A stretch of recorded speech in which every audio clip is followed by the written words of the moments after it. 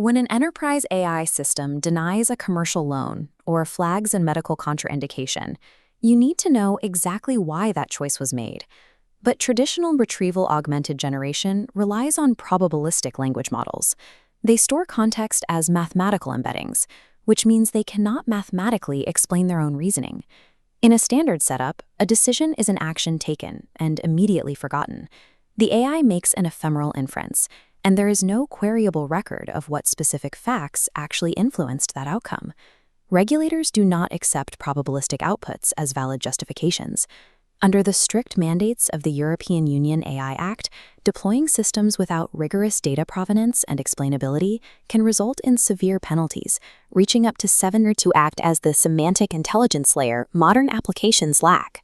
Maintainers describe it as the open-source Palantir for AI agents, shifting the burden of logical reasoning away from language models and onto deterministic graph engines.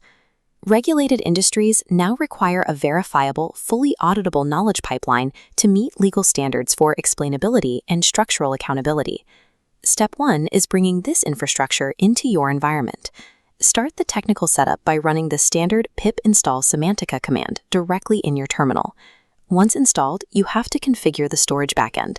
Unlike a standard AI stack that relies on a single vector store, this framework absolutely requires 2 separate databases working in tandem. On the left side is the vector database. It handles multidimensional similarity searches, processing fluid semantic queries like traditional systems. But on the right side, you must connect a structured graph database. This decoupled backend executes rigid, rule-based logical reasoning, computing multi-hop inferences mathematically. Skipping this graph backend leaves your language model to perform complex logical math it inherently cannot do. In regulated environments, this setup guarantees failure. Now that the dual storage is set up, you need to pull in your enterprise data. You initialize this phase using the semantica.ingest module. For highly fragmented, unstructured documents, the framework natively integrates with advanced layout parsers like Dockling. This effortlessly handles multi-column layouts, merged cell tables, and dense regulatory PDFs. At the exact same time, you can pull in structured data. You can point the ingester directly at a Databricks SQL table or a Snowflake warehouse, extracting rows and associated lineage without requiring intermediate file exports. Next comes the normalization phase. This diagram shows how Semantica handles text chunking. Instead of chopping paragraphs based on arbitrary character limits, the text is dynamically sliced into distinct entity-aware clusters, carefully preserving full sentences and their semantic links. Maintaining these specific semantic boundaries during ingestion is exactly what gives dense technical data its actual, queryable meaning inside the final graph. When you combine data from disparate sources across an enterprise, contradictions and value discrepancies are an inevitable reality. Traditional vector databases often handle this by executing silent overwrites.